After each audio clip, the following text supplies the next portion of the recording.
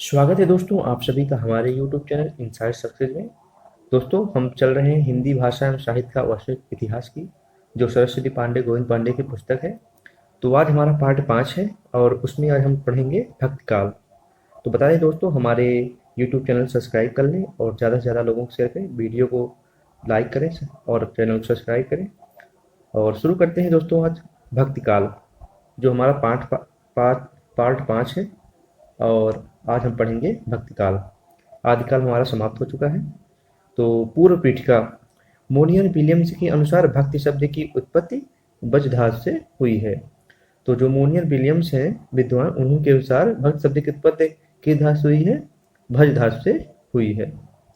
आगे है, भक्ति शब्द का सर्वप्रथम उल्लेख श्वेतेश्वर उपनिषद में मिलता है। तो जो भक्ति शब्द का सर्वप्रथम उल्लेख कहाँ मिलता है? श्वेतेश्वर उपनिषद से मिलता है। आगे है, भक्ति आंदोलन के उदय के संबंध में कुछ विद्वानों का अभिमत निम्नलिखित है।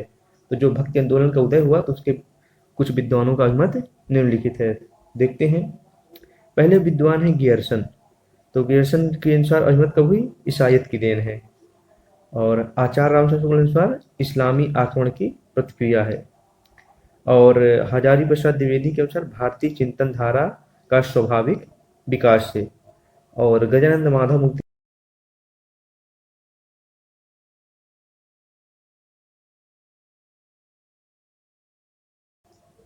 रामविलास शर्मा।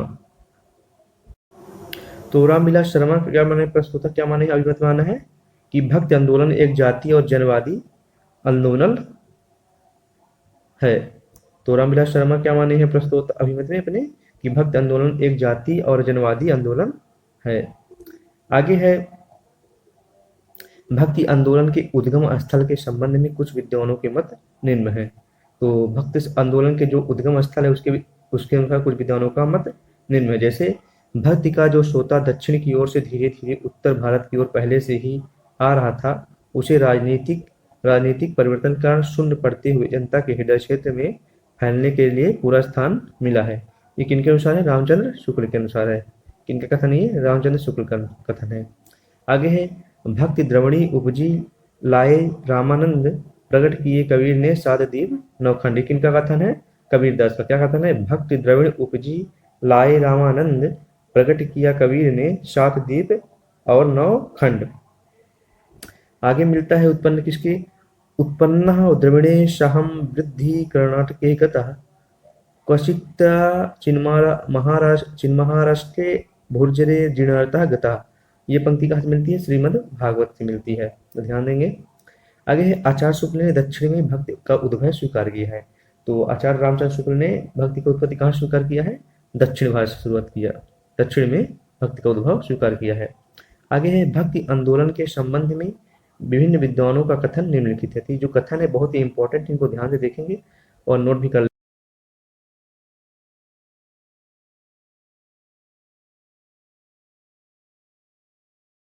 एक नई बात दिखाई दी। कोई हिंदू या नहीं जानता था कि यह बात कहाँ से आई और कहाँ भी इसका प्रादुर्भाव का कारण निश्चित नहीं कर सका। तो ये किसका कथन है? ये गियर्सन का कथन है, ध्यान रखेंगे, बहुत ही इंपॉर्टेंट है। आगे है, देश में मुसलमानों का राज्य प्रतिष्ठित हो जाने पर हिंदू जनता के हृदय में गौरव, गर्व और उत्साह के लिए अवकाश न रह गया। उसके सामने ही उसके देव मंदिर गिराए जाते थे, देव मूर्तियां तोड़ी जाती थी और पूज्य पुरुषों का अपमान होता था और वे कुछ भी न कर सकते थे। ऐसी दशा में अपने वीरता के गीत न तो वे गा ही सकते थे और न ही बिना लज्जित हुए सुन ही सकते थे। आगे चलकर जब मुस्लिम समाज द्वारा समाज दूर तक स्थापित हो गया, तब परस्पर लड़ने वाले खंड राज्य भी नहीं रह गए। इतने भारी राजनीतिक उलटफेर के पीछे हिंदू जन समुदाय पर बहुत दिनों तक उदासी छाई रही। अपने पौरुष से हताशा जाति के लिए भगवान की शक्ति और करुणा की ओर ध्यान ले जाने के अतिरिक्त दूसरा मार्ग ही क्या था? ये किनका कथन है? रामचंद्र शुक्ल जी का है कथन, ध्यान रखेंगे, इंपॉर्टेंट है। आगे है, लेकिन जोर देकर कहना चाहता हूँ कि अगर इस्लाम नहीं आया होता तो भी हम इस साहित्य के बाहर आना वैसा जैसा आज है। तो हजारी प्रसाद द्विवेदी जी क्या कहते हैं कि लेकिन जोर देकर कहना चाहता हूँ कि अगर इस्लाम नहीं आया होता तो भी इस साहित्य की बारह आना वैसा ही होता जैसे आज है। तो किनका कथन? ये हजारी प्रसाद द्विवेदी का। आगे है म्लेच्छाक्रांतेषु देशेषु पापैकान्यश्च सत्पीडाव्याघ्रलोकेषु कृष्ण एवं गतिमम्। ये किनका कथन है? बल्लभाचार्य का है। कृष्णा नभो श्रय स्रोत से है। कृष्णा नामा श्रय स्रोत से है। आगे है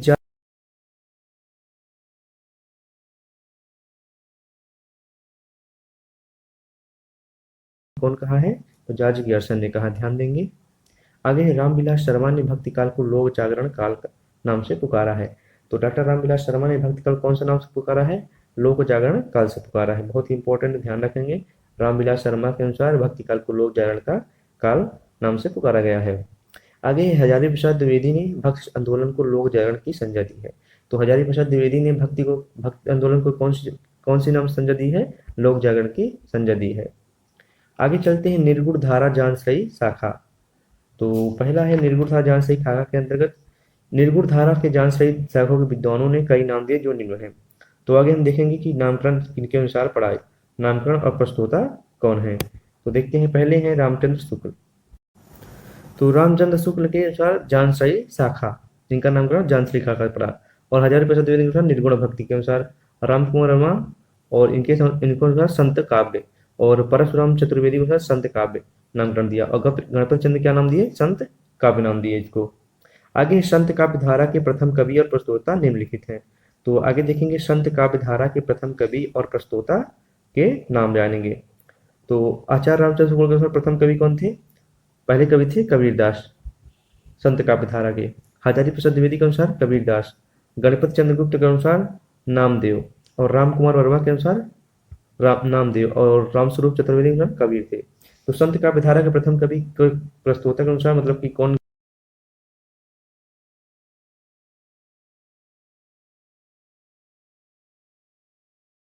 कहे हैं?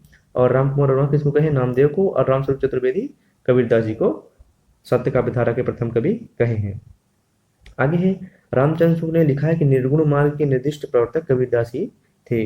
तो आचार्य रामचंद्र शुक्ल क्या लिखते हैं कि निर्गुण मार्ग के निर्दिष्ट प्रवर्तक कबीरदास ही थे।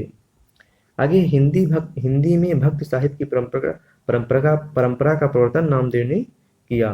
तो हिंदी में भक्ति साहित्य की परंपरा का प्रवर्तन नामदेव ने ही किया है। तो हिंदी के भक्ति साहित्य की परंपरा का प्रवर्तन किसे माना जाता है? नामदेव को माना जाता है। आगे है महाराष्ट्र के संत परंपरा के आदि कवि कवि मुकुंद राज को माना जाता है। तो महाराष्ट्र के संत परंपरा के आदि कवि किसे माना जाता है? कवि मुकुंद राज को माना जाता है। इन्होंने सन 1190 में मराठी का पहला ग्रंथ काव्य ग्रंथ विवेक सिंधु लिखा। इनका पहला ग्रंथ कौन सा था? मराठी में लिखा था 1190 में। क्या नाम था उनका? विवेक सिंधु लिखा। विवेक सिंधु काव्य ग्रंथ का नाम था। आगे महाराष्ट्र में महानुभाव और बरकारी नामक दो संप्रदाय प्रचलित हैं। तो महाराष्ट्र में महानुभाव और बारकरी नामक दो संप्रदाय प्रचलित थे। महानुभाव संप्रदाय के प्रवर्तक चक्रधर थे। तो महानुभाव संप्रदाय के प्रवर्तक कौन थे? चक्रधर थे। और बारकारी संप्रदाय के मूल प्रवर्तक किसे माना जाता है? संत पुंडलिक को माना जाता है। किंतु ऐतिहासिक दृष्टि से बारकारी संप्रदाय के प्रथम उन्नायक संत ज्ञानेश्वर हैं। तो ऐतिहासिक दृष्टि से बारकारी संप्रदाय के प्रथम उन्नायक कौन है? संत ज्ञानेश्वर है। आगे देखते हैं महाराष्ट्र के भक्त संत नामदेव का सचित्र जीवन परिचय। तो ये कौन से संप्रदाय के थे? तो बारकरी संप्रदाय के थे। इनका जन्म कब हुआ? 1135 से 1225 ईस्वी तक। जाति कौन थे? दर्जी थे। गुरु का नाम क्या था इनके? बेसोवा खेचर था।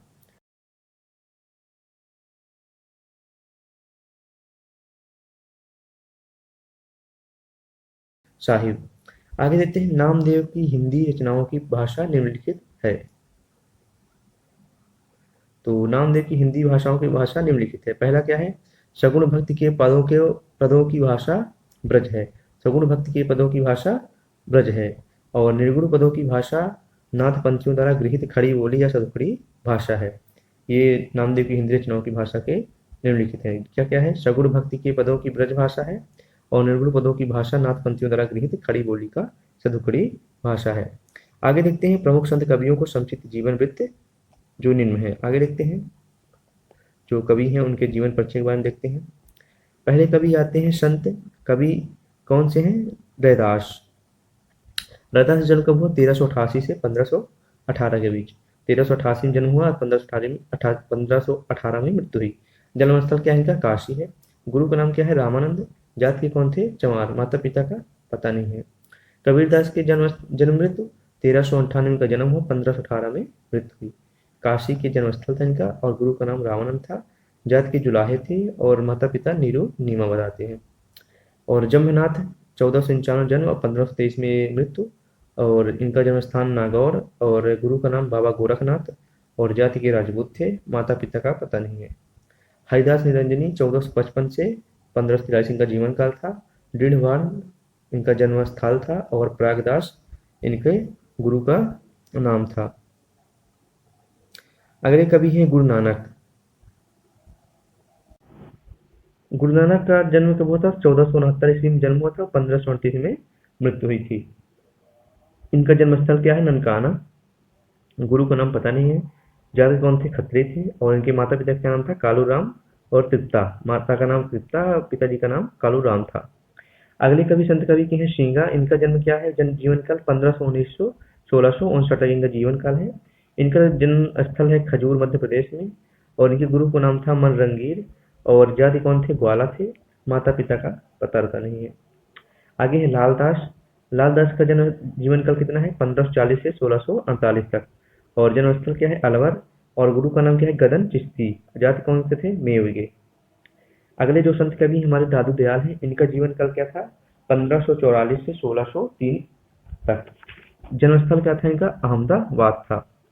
और गुरु का नाम क्या था? वृद्ध भगवान था। जात कौन से थे? धुनिया या मोची। जो दादू दयाल की जात थी तो धनिया या मोची थी। अगले जो हमारे संत कवि हैं मालूक दास, इनका जन्मस्थल क्या है? जन्म मृत्यु जीवन काल क्या है? 1574 से 1682 ईस्वी तक, 82 तक। और इनका जन्मस्थल क्या है? इलाहाबाद। गुरु का क्या नाम था? पुरुषोत्तम। जात के खत्री या छत्री थे। सुंदर दास इनके माता पिता का नाम था। आगे है संत कवि बाबालाल। इनका जन्मस्थल जन्म जन्म जीवन काल 1590 से 1665 तक था। और जन्मस्थल पंजाब था। जात के क्षत्रिय थे। और अगले कवि हैं सुंदर दास। सुंदर दास का जीवन काल 1596 से 1689 तक था। ये जयपुर में इनका जन्मस्थल था। और गुरु का नाम इनके दादू दयाल था। ये जात के बनिया थे। और इनके माता पिता का नाम परमानंद सती था। तो ये संत काव्यधारा के जो प्रमुख संत का संक्षिप्त जीवन परिचय है। आगे देखते हैं, कहते हैं कि डॉक्टर बच्चन सिंह ने लिखा हिंदी काव्य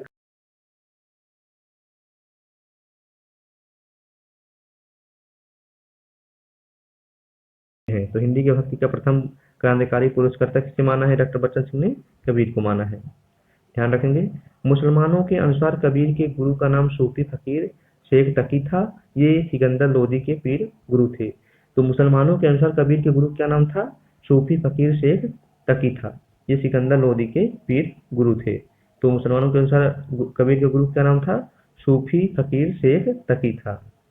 ये सिकंदर लोदी के पीर गुरु थे। आगे है कबीर की वाणी का संग्रह उनके शिष्य धर्मदास ने बीजक नाम से सन 1464 ईस्वी में किया।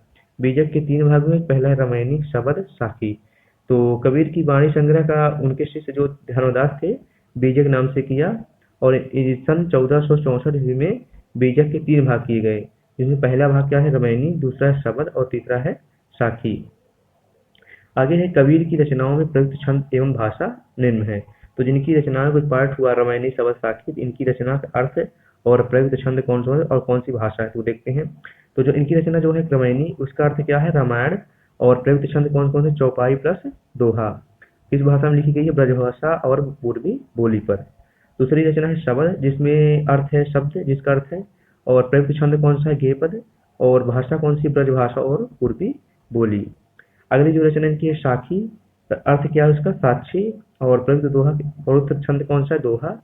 और इन भाषा कौन सी? राजस्थानी, पंजाबी, मिली, खड़ी बोली। तो इसको ध्यान देंगे, देख लेंगे एक बार अच्छे से, देख लेंगे। आगे है कबीरदास की भाषा को पंचमेल, खिचड़ी, सधुकड़ी आदि नाम से अभिहित किया जाता है। तो कबीरदास की भाषा को पंचमेल, खिचड़ी और सधुकड़ी नाम से अभिहित किया जाता है। तो इनकी भाषा क्या कहा जाता है?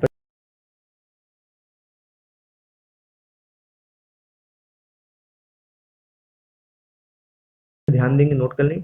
हजारी प्रसाद द्विवेदी ने कबीर को भाषा का डिक्टेटर कहा है। बहुत ही जरूरी प्रश्न है ये, कई बार पूछा गया है। अगला है आचार्य रामचंद्र शुक्ल के अनुसार कबीर की वचनावली का सबसे प्राचीन प्रति सन 1512 ईस्वी की लिखी गई। तो आचार्य रामचंद्र शुक्ल के अनुसार कबीर की जो वचनावली की सबसे प्राचीन प्रति कब लिखी गई? 1512 ईस्वी में लिखी गई। आगे कबीरदास की भाषा के संबंध में विद्वानों ने निम्नलिखित मत प्रस्तुत किए हैं। तो कबीरदास की भाषा में प्रमुख विद्वान जो थे उनकी भाषा बताए हैं, मत अपना दिए हैं। तो श्याम सुंदर दास क्या बताते हैं, उनकी भाषा कैसी है? पचमेल खिचड़ी बताते हैं। ध्यान देंगे, बहुत ही इंपॉर्टेंट है ये तो सब जितने हैं। रामचंद्र शुक्ल ने उनकी भाषा को क्या कहा है? सदुक्कड़ी कहा है। और हजारी प्रसाद द्विवेदी ने क्या कहा है? भाषा का डिक्टेटर कहा है। ये बहुत ही इंपॉर्टेंट, ध्यान देंगे, बहुत ही इंपॉर्टेंट है ये। श्याम सुंदर दास उनको भाषा को पचमेल खिचड़ी बोले हैं, और रामचंद्र शुक्ल ने सदुक्कड़ी भाषा, और हजारी प्रसाद द्विवेदी भाषा का डिक्टेटर कहा है कबीर को। आगे है कबीर की वाणियों का सबसे पुराना नमूना गुरु ग्रंथ साहिब में मिलता है। तो कबीर की वाणियों का सबसे पुराना नमूना कहाँ मिलता है? गुरु ग्रंथ साहिब में मिलता है। आगे कबीर के संबंध में प्रमुख कथन निम्नलिखित हैं। तो कबीर के बारे में जो कथन कहे हैं प्रमुख विद्वान, उनके बारे में जानते हैं। पहला कथन है, इसमें कोई संदेह नहीं कि कबीर ने ठीक मौके पर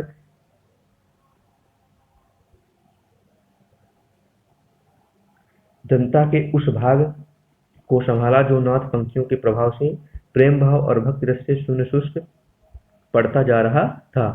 तो रामचंद्र शुक्ल का कथन है, क्या कहते हैं? इसमें कोई संदेह नहीं है कि कबीर ने ठीक मौके पर जनता के उस बड़े भाग को संभाला जो नाथ पंथियों के प्रभाव से प्रेम भाव और भक्ति रस से शून्य शुष्क पड़ता जा रहा था। ये किसका कथन है? रामचंद्र शुक्ल का कथन है।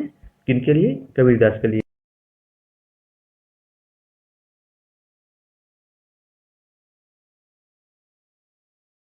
रहस्यवाद और वैष्णवों की अहिंसात्मक तथा प्रपत्तिवाद का मेल करके अपना पंथ खड़ा किया। ये किनका कथन है? रामचंद्र शुक्ल का। क्या कथन है? उन्होंने भारतीय ब्रह्मवाद के साथ सूफियों के भावात्मक रहस्यवाद, हठयोगियों के साधनात्मक रहस्यवाद और वैष्णवों के अहिंसावाद तथा प्रपत्तिवाद का मेल करके अपना पंथ खड़ा किया। ये किनका कथन है? ये कथन है रामचंद्र शुक्ल जी का। किनके लिए? कबीरदास जी के लिए। तीसरा कथन है, भाषा बहुत परिष्कृत और परिमर्जित न होने पर भी कबीर की उक्तियों में कहीं कहीं विलक्षण प्रभाव और चमत्कार है। प्रतिभा उनमें बड़ी प्रखर थी, इसमें संदेह नहीं है। ये किनका कथन है? रामचंद्र शुक्ल का कथन है कबीरदास के लिए। बहुत ही इंपॉर्टेंट कथन है ये, ध्यान रखेंगे, कई बार एग्जाम में पूछा जा चुका है। अगला है कबीरदास की मृत्यु मगहर में हुई थी। तो कबीरदास जी का मृत्यु कहाँ हुई थी? मगहर में हुई थी। ध्यान रखेंगे। कबीर की पत्नी का नाम लोई था तथा पुत्र पुत्री का नाम कमाल तथा कमाली था। तो कबीरदास की पत्नी क्या नाम था? लोई था। ध्यान रखेंगे। और पुत्र पुत्री क्या नाम था? पुत्र का नाम कमाल था और पुत्री का नाम कमाली था। आगे संत रैदास या रविदास मीराबाई उदय के गुरु माने जाते हैं। मीराबाई उदय गुरु किन्हें माना जाता है? संत रैदास को। तो ध्यान देंगे, संत रैदास या रविदास को मीराबाई और उदय के गुरु माने जाते हैं। आगे रैदास के 40 पद गुरु ग्रंथ साहिब में संकलित हैं। तो जो रैदास के ग्रंथ हैं 40 पद, उनमें गुरु ग्रंथ साहिब में संकलित हैं 40 पद। अगला है गुरु नानक देव श्री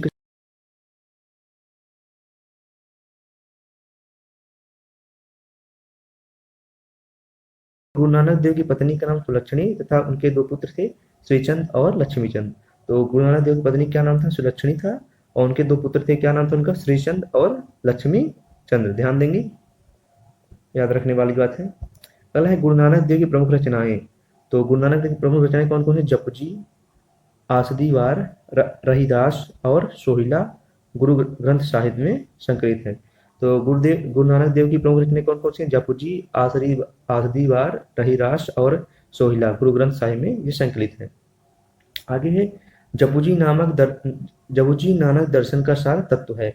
तो जपुजी नानक दर्शन का सार तत्व है।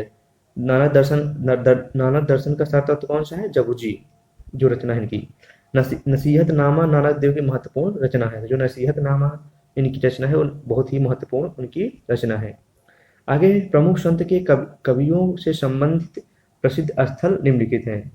तो जो प्रमुख स्थल हैं वो कवियों द्वारा जो उनके द्वारा रिलेटेड है उसके बारे में बता रहा है। तो प्रसिद्ध स्थल कौन कौन से हैं? पहला है संभराथल समाधि स्थल जम्भनाथ की, संबंधित कवि जम्भनाथ की। इनकी समाधि स्थल कहाँ है? जम्भनाथ की समरा थल। अगला है अलख दरीबा सत्संग स्थल है इनका, किनका, दादू दयाल का। बहुत ही महत्वपूर्ण है, ये देख लेंगे। ये प्रसिद्ध स्थल है जो और कवि से संबंधित थे। बाबा लाल का शैल कहाँ, ये बड़ौदा में बाबा लाल का बाबा लाल संत कवि से संबंधित है। मगहर मृत्यु स्थल किनका, कबीरदास का मृत्यु स्थल कहाँ है, मगहर। संगानेर मृत्यु स्थल सुंदरदास जी का मृत्यु स्थल है संगानेर। भराने राजस्थान मृत्यु स्थल किनका है, दादू दयाल का, भराने बहुत ही मतलब प्रसिद्ध स्थल है। और द्वारका मृत्यु स्थल मीराबाई का।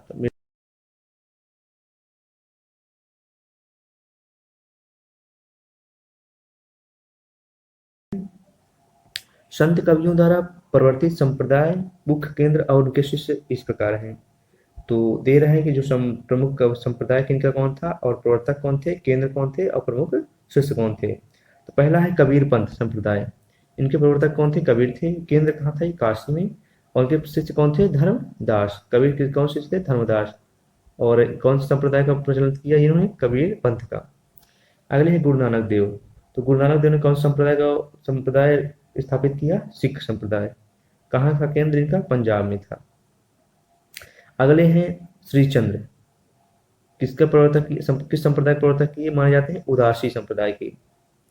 अगले हैं जम्भनाथ, बिश्नोई संप्रदाय के प्रवर्तक हैं। इनका केंद्र कहाँ है, बीकानेर। और इनके शिष्य कौन कौन से, हवाली पावजी, पागल, लोहा पागल, दत्तनाथ, मालदेव, इनके शिष्य थे। किनके, जम्भनाथ के। ये बिश्नोई संप्रदाय का प्रवर्तक माने जाते हैं। आगे हरिदास निरंजनी। तो ये निरंजनी संप्रदाय के प्रवर्तक माने जाते हैं। डिडवाड़ा केंद्र था। और इनके शिष्य कौन से, नारायण दास और रूप दास। आगे हैं लालदास। लालदास कौन संप्रदाय की स्थापना की, लाल पंथ की। केंद्र कहाँ था, अलवर। अगले हैं दादू दयाल। दादू दयाल ने कौन संप्रदाय की स्थापना की, दादू पंथ की। कहाँ केंद्र है, राजस्थान। इनके कौन कौन से थे, रज्जब, सुंदरदास, प्रागदास और जग जन गोपाल। आगे हैं कौन से कवि, बाबा लाल। इन्होंने कौन से संप्रदाय का स्थापना की, बाबा लाली की। और गुरदासपुर गुरदासपुर इनका केंद्र था। और शिष्य इनके नहीं पता है। अगले कवि हैं बावरी साहिबा। इन्होंने कौन से संप्रदाय की स्थापना,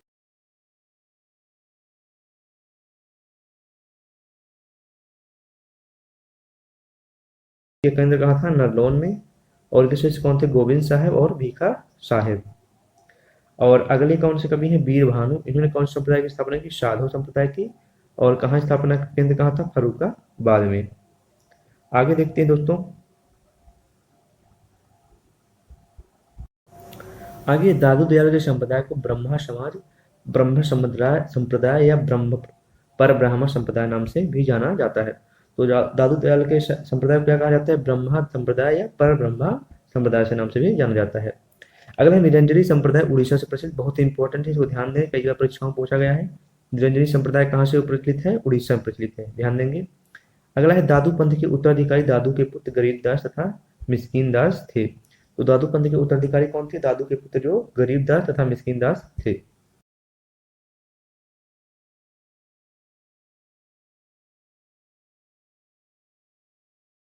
प्रमुख संत कवियों द्वारा रचित ग्रंथ एवं भाषा इस प्रकार है। तो देखेंगे जो कवि हैं उनकी रचनाएं और भाषा कौन सी है। तो पहले कवि हैं हरिदास निरंजनी। इनकी पुस्तक कौन सी है, अष्ट अष्टपदी योग ग्रंथ। दूसरा है ब्रह्म स्रोती। और तीसरा है हंस प्रबोध ग्रंथ। चौथा है निरपेक्ष मूल ग्रंथ। पांचवा है पूजा योग ग्रंथ। छठवां है समाधि योग ग्रंथ। संग्राम संग्राम योग ग्रंथ। कौन सी भाषा में है ये, कौन सी भाषा में लिखी है ये पुस्तक, सरल ब्रज भाषा में। अगले कवि जो है सींगा। इनकी कौन कौन सी रचनाएं हैं, सींगा जी का दृढ़ उपदेश, सींगा जी का आत्मबोध, सींगा जी का दोष बोध, सींगा जी का नृत्य, सींगा जी का शरद, सींगा जी की वाणी, सींगा जी की वाणी वाली, सींगा जी का सतवार, सींगा जी की 15 तिथि, सींगा जी की बारहमासी, सींगा जी के भजन। तो कौन सी भाषा में लिखी है ये, निमाड़ी भाषा में लिखी है रचना इनकी। एक बार और देखेंगे सींगा जी की कौन कौन सी रचना है, पुस्तक उनकी भाषा कौन सी है। तो कौन सी पुस्तक है, सींगा जी का दृढ़ उपदेश, सींगा जी का आत्मबोध, सींगा जी का दोष बोध, सींगा जी का नरद, सींगा जी का शरद, सिंगा जी की वाणी, सिंगा जी की वाणी वाली, सिंगा जी का शतवार, सिंगा जी की 15 तिथि, सिंगा जी की 12 मासी, सिंगा जी के भजन। इनकी रचनाएं कौन सी भाषा में लिखी गई हैं? ये कवि पुस्तकें निवाड़ी भाषा में लिखी गई हैं। अगले कवि हैं दादू दयाल। इनकी कौन कौन सी रचनाएं हैं, ध्यान रखेंगे। हरडे वाणी, हरडे वाणी बहुत इंपॉर्टेंट है ये रचना, ध्यान रखेंगे। हरडे वाणी, अंगवधु, काया बोली। काया बोली कौन सी भाषा में लिखी गई है? राजस्थानी खड़ी बोली मिश्रित ब्रज में। तो इनकी दादू दयाल की कौन कौन सी रचनाएं? हरडे वाणी, अंगवधु, काया बोली। कौन सी भाषा यूज की गई है इनके में?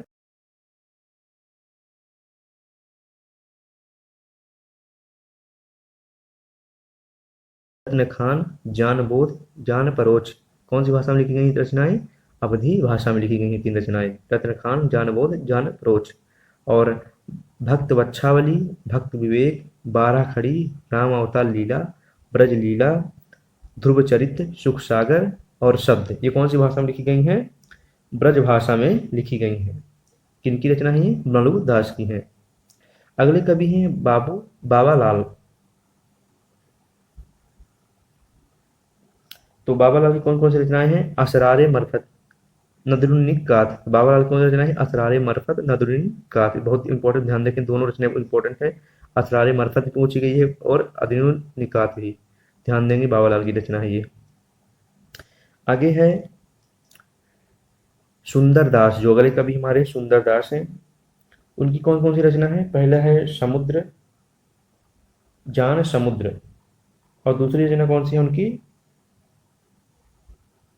दूसरी रचना है सुंदर विलास। कौन सी भाषा में लिखी गई है? परिष्कृत ब्रज भाषा में लिखी गई है। तीसरे कवि हैं और अगले जो कवि हैं उनका क्या नाम है? रज्जब। रज्जब की कौन सी रचना है? संबगी, संबगी। अगले कवि कौन है? गुरु अर्जुन सिंह। तो इनकी कौन सी रचना है? सुखमणि, बावन अखरी, 12 मासा। कौन सी भाषा यूज की है इन्होंने? ब्रज भाषा का। कौन कौन सी गुरु अर्जुन सिंह की रचनाएं हैं, पुस्तक है? सुखमणि, 52 आखरी और 12 मासा। अगले कवि हैं निपट निरंजन। इनकी कौन कौन सी रचना है? शांत सरसी, निरंजन संग्रह। अगले कवि हैं अक्षर अनंत। इनकी कौन सी पुस्तकें हैं? राजयोग, विज्ञान योग, ध्यान योग, सिद्धांत, बोध, विवेक दीपिका, ब्रह्मज्ञान, अनन्य प्रकाश। इनकी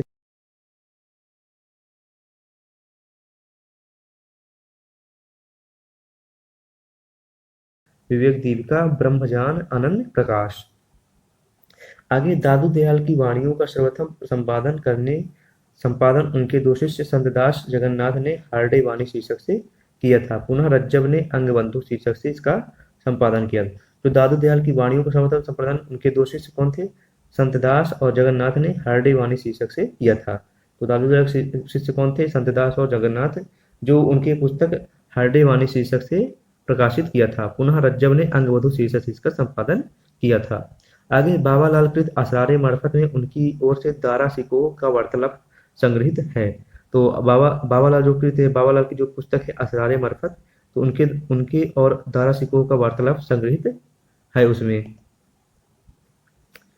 आगे है बाबा लाल के विचारों का संग्रह नदिरुन्निकात पुस्तक है।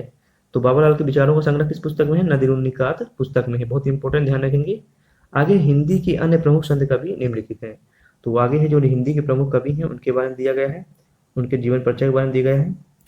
तो पहले कवि हैं धर्मदास। इनका जन्मस्थल कहाँ है? बांधवगढ़ में। गुरु का क्या नाम इनके? कबीर दास। जात कौन से थे? बनिया के।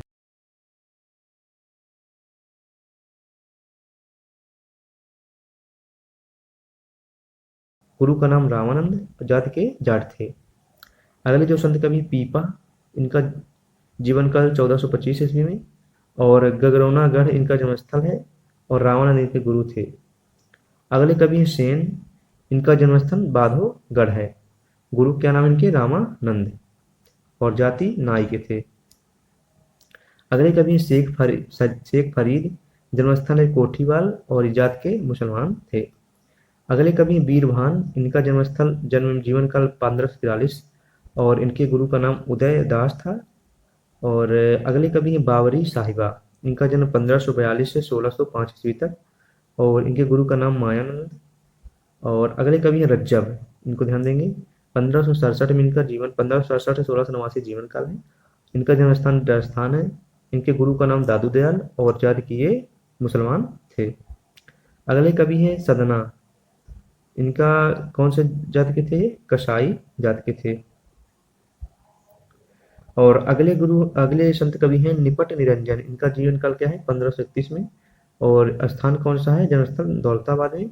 कौन से संप्रदाय थे? कौन से जाति के थे? गौड़ ब्राह्मण थे। अगले हैं अक्षर आनंद। इनका कहाँ जन्मस्थल है? दतिया में।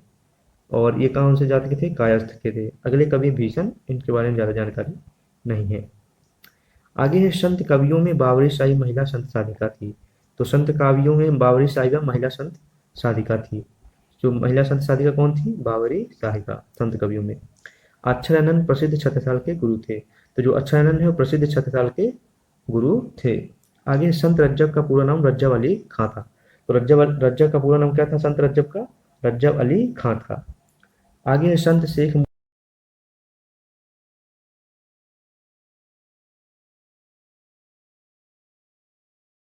क्या था? शाह ब्रह्मा या इब्राहिम शाह या शंकर गंज था। हिंदी में रचना करने वाले प्रमुख सिख गुरु निम्नलिखित हैं। तो आगे देखेंगे हिंदी में रचना करने वाले प्रमुख सिख गुरु। पहले संत सिख कवि कौन है? गुरु अंगद। इनका जीवन काल क्या है? 1504 से 1552 तक। ये ग्रंथ कौन से? आदि ग्रंथ साहिब में कुछ श्लोक या दोहा संकलित है। और कौन से गुरु हैं? पहले और दूसरे गुरु कौन से? गुरु अमरदास। इनका जीवन काल क्या है? 1479 से 1574 तक। ये तीसरे गुरु हैं, गुरु ग्रंथ साहिब में संकलित हैं। अगले गुरु हैं गुरु रामदास। संत सिख कवि हैं ये गुरु रामदास। इनका जीवन काल क्या है? 1514 से 1581 तक। ये चौथे गुरु थे, आदि ग्रंथ के चौथे महला में संकलित हैं। अगले गुरु हैं गुरु अर्जुन देव। इनका जीवन काल क्या है? 1563 से 1606 तक। ये पांचवें गुरु थे, आदि ग्रंथ के पांचवें महला में संग्रहित हैं। आगे है गुरु तेग बहादुर सिंह। इनका जन्म जीवन काल 1622 से 1675 तक। ये नौवें गुरु थे, नौवें महला में संकलित हैं। आगे है गुरु गोविंद सिंह। तो गुरु गोविंद का जीवन काल क्या था? 1664 से 1718 तक था। ये अंतिम गुरु थे। चंडी चरित्र विचित्र नाटक इनकी रचनाएं थी। तो दोस्तों ये हमारा पार्ट 5 आज खत्म होता है। अगले पार्ट में हम शुरू करेंगे संत कवियों की महत्वपूर्ण काव्य पंक्तियां। तब तक बने रहें हमारे चैनल के साथ। चैनल को सब्सक्राइब करें और दोस्तों को शेयर करें और ज़्यादा से ज़्यादा लोगों को शेयर करें। और वीडियो के डिस्क्रिप्शन में जाके पार्ट 1, पार्ट 2, पार्ट 3, पार्ट 4 देख लें। और भी हिंदी साहित्य से वीडियो देखने के लिए मॉक टेस्ट और जीवन काल कवियों का जो हमारे प्लेलिस्ट में है चेक कर लें। धन्यवाद।